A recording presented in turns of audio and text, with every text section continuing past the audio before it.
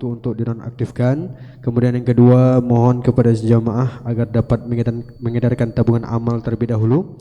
Adapun yang ketiga, tata laksana pada malam tarawih pada malam hari ini yang bertindak sebagai penceramah dan imam, yakni Ustadz Kausar Afdal LC MHD. Kepada Ustadz disilakan.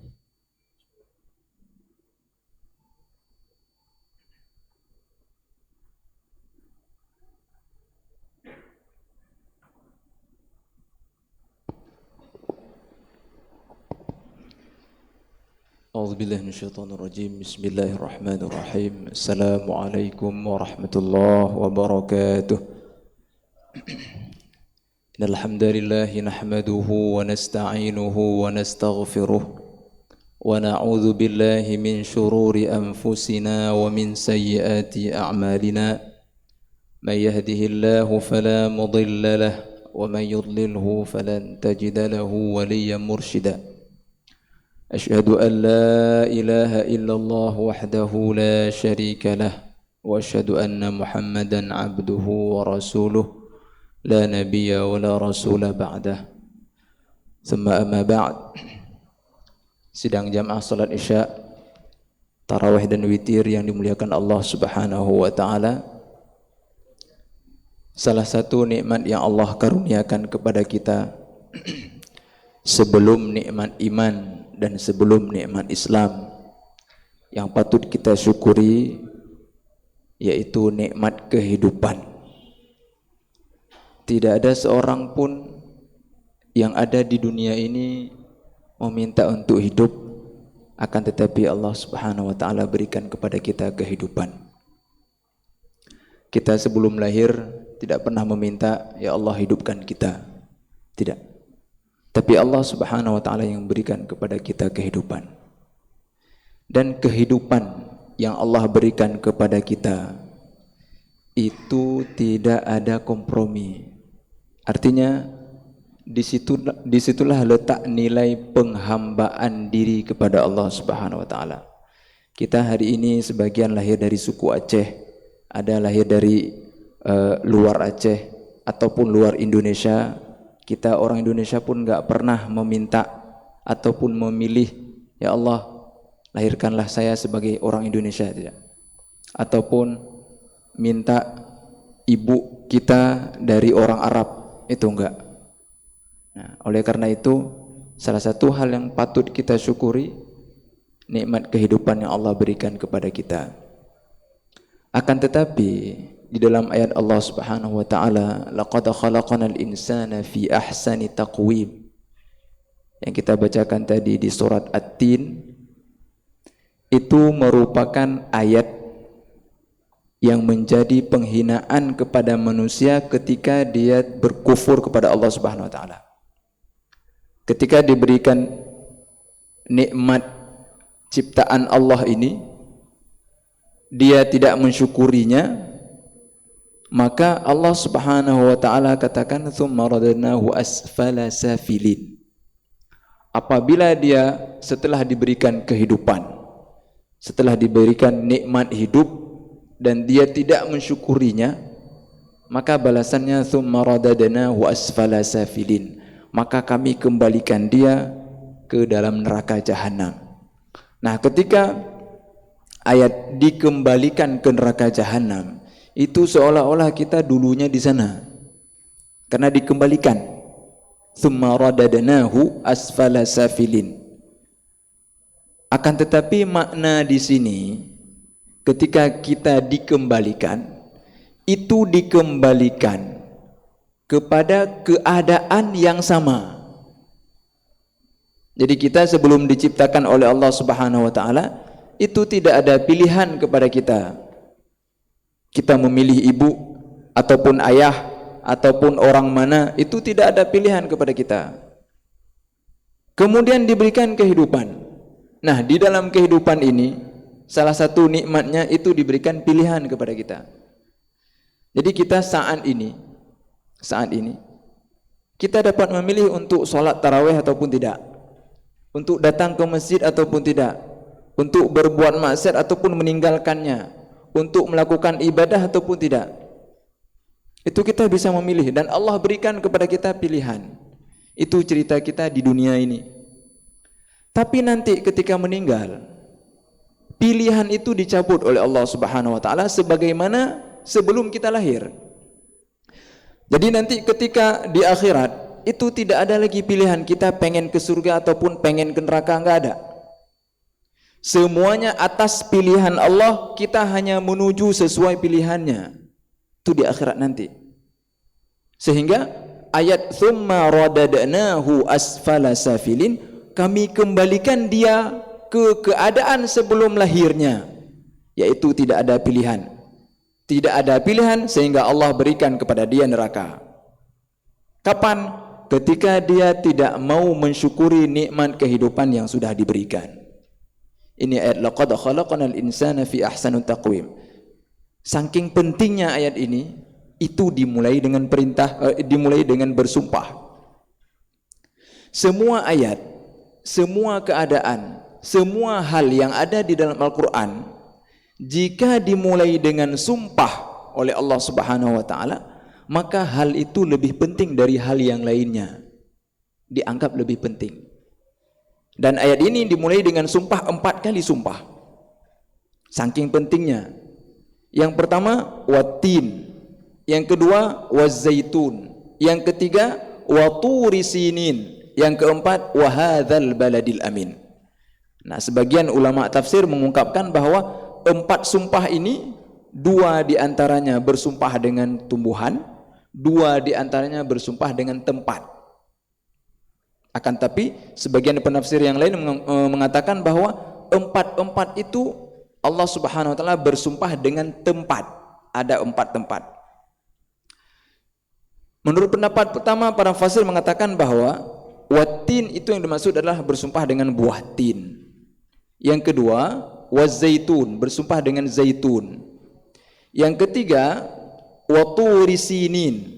Waturi sinin yang dimaksud adalah tempat, yaitu Jabal Tursina yang ada di Mesir. Yang keempat, sumpah yang keempat, wahadzal baladil amin, yang dimaksud adalah Mekah al-Mukarramah. Itu dalam pandangan yang pertama. Sedangkan pandangan yang kedua, 4-4-nya itu Allah Subhanahu wa taala bersumpah dengan tempat.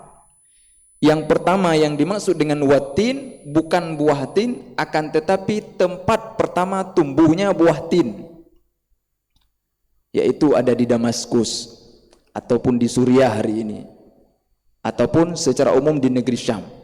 Yang kedua wazaitun, yang dimaksud dengan sumpah wazaitun bukan tumbuhannya, bukan buah zaitunnya, akan tetapi tempat pertama tumbuh zaitun, yaitu di Palestina. Jadi kalau merujuk ke pandangan yang kedua, 4 itu sumpah terhadap tempat.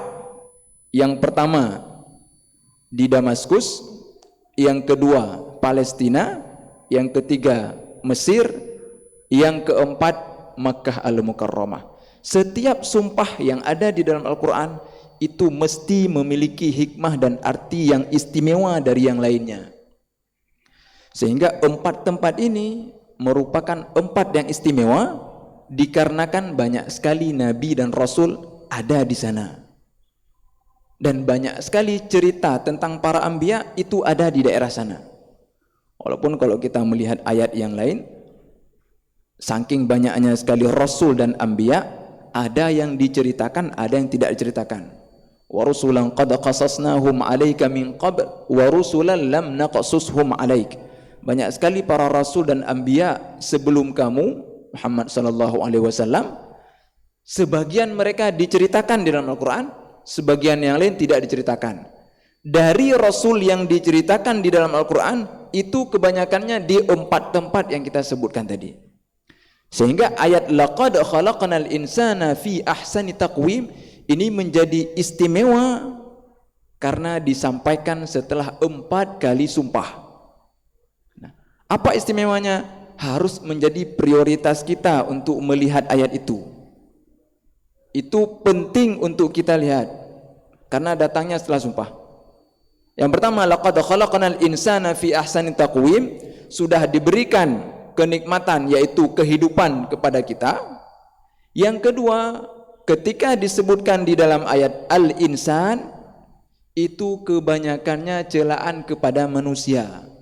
Karena kata manusia di dalam Al-Quran kadang-kadang disebutkan dengan Al-Insan, kadang-kadang disebutkan dengan An-Nas, kadang-kadang disebutkan dengan Amanu, kadang-kadang disebutkan dengan Kafaru. Ketika disebutkan Kafaru, ini orang-orang yang ingkar kepada Allah. Ketika disebutkan Amanu, ini orang-orang yang diberikan kemuliaan dengan keimanannya. Sedangkan Al-Insan, ini manusia-manusia yang disebutkan yang belum mematuhi perintah Allah Subhanahu wa taala. Sehingga ayat selanjutnya setelah thumma radadnahu asfala safilin illa alladzina amanu wa amilus solihat. Ketika seseorang diberikan kehidupan tapi tidak dibarengi dengan keimanan dan amal soleh, maka dia menjadi hina. Sebaliknya, apabila dia diberikan kehidupan oleh Allah Subhanahu wa taala, kemudian dia dibarengi dengan keimanan dan juga dengan amal soleh, maka balasannya tidak akan terputus. Illal ladzina amanu wa amilus solihati falahum ajrun ghairu mamnun. Bagi mereka, siapa mereka? Yang sudah diberikan kehidupan, kemudian dibarengi dengan keimanan dan dilanjutkan dengan amal solehnya, maka pahala bagi mereka tidak terputus. Lahum ajrun ghairu mamnun. Ghairu mamnun artinya tidak terputus. Para imam tafsir menyebutkan bahwa yang pertama yang dimaksud dengan ghairu mamnun, ketika mereka dimasukkan ke surganya Allah Subhanahu wa taala, dan kenikmatan yang ada di surga itu tidak ada batas. Tidak ada batas waktu sampai kapan. Ketika disebutkan abadan abadi, itu lebih lama daripada angka. Kalau kita sebutkan siapa lebih lama? 100.000 tahun, lebih lama abadi. Maka ayat falahum ajrun ghairu mamnun, mereka orang-orang beriman dan mengerjakan amal soleh diberikan pahala oleh Allah Subhanahu wa taala tanpa ada batasan. Itu yang pertama. Yang kedua, illal ladzina amanu wa amilus solihati falahum ajrun ghairu mamnun. Orang-orang yang diberikan kehidupan di dunia di waktu masa mudanya, mereka akan dikembalikan kepada masa tuanya. Ini dalam ayat thumma radadnahu asfala safilin. Kita dalam kehidupan manusia ini itu dimulai dengan sesuatu hal yang lemah. Anak kecil lemah, belum bisa jalan, kemudian meranjak dewasa menjadi kuat. Setelah kuat meranjak dewasa, dia akan kembali kepada syaibah ataupun tua renta. Nah, ayat summa radadnahu asfala safilin yang mengatakan maknanya itu dikembalikan kepada masa tuanya yang lemah, yang renta, maka ayat illal ladzina amanu wa amilus solihat, mereka orang-orang beriman diberikan pengecualian. Apa itu pengecualiannya? Kalau mereka di masa mudanya sanggup mengerjakan amal soleh, maka ketika meranjak dewasa, ketika meranjak tua dan renta, dia tidak mampu lagi mengerjakan amal soleh yang pernah dia lakukan, maka Allah Subhanahu wa taala tidak memutuskan pahalanya. Artinya Allah tetap memberikan kepada dia pahala sebagaimana dia mengerjakan amal soleh di masa mudanya. Ini pengecualian. Illal ladzina amanu wa amilus solihat. Ketika orang-orang lain itu terputus pahalanya, maka orang beriman walaupun dikembalikan kepada masa tuanya, akan tetapi pahala yang dia kerjakan semasa mudanya itu tidak terputus. Contoh, kalau masa muda itu kita sanggup setiap malam sholat malam 8 rakaat, kemudian ditambah witir 3 rakaat, itu istiqomah kita lakukan. Ketika masa tua, kaki mulai lemah ataupun kesehatan sudah mulai melemah, kita tidak mampu lagi mengerjakannya, maka pahala yang seperti dulu itu tetap ditulis. Atau ada orang yang sanggup membaca Al-Quran 1 hari, masa mudanya 3 juz setiap hari. Ketika masa tuanya dia tidak mampu lagi, bisa jadi karena matanya ataupun kesehatannya melemah, dia hanya mampu 1 juz, maka Allah tetapkan kepada dia pahala 3 juz baca Quran setiap hari. Ini pengecualian kepada orang-orang beriman dan beramal soleh.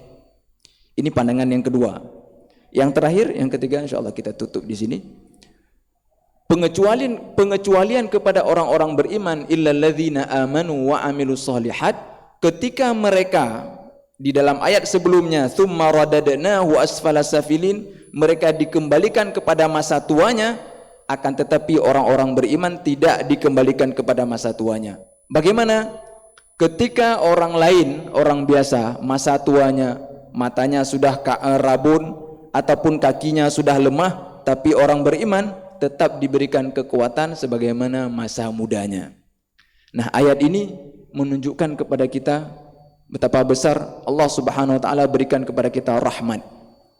Betapa besar karunia Allah berikan kepada kita dengan kenikmatan kehidupan. Maka apabila kehidupan yang diberikan oleh Allah Subhanahu wa taala yang sementara ini, yang sesaat ini, tidak kita barengi dengan keimanan dan amal soleh kita, maka sungguh sia-sia nikmat yang diberikan. Sia-sianya sampai tidak ada batasnya. Akan tetapi kalau kita pergunakan kehidupan di dunia yang sesaat saja ini dengan iman dan amal soleh, khususnya di bulan suci Ramadan, maka kehidupan yang sangat panjang setelah kehidupan dunia ini semuanya akan bisa kita nikmati dengan nikmat-nikmat yang jauh lebih besar daripada nikmat kehidupan yang ada di dunia ini. Subhanakallahumma wa bihamdika asyhadu an la ilaha illa anta astaghfiruka wa atubu ilaik. Assalamualaikum warahmatullahi wabarakatuh.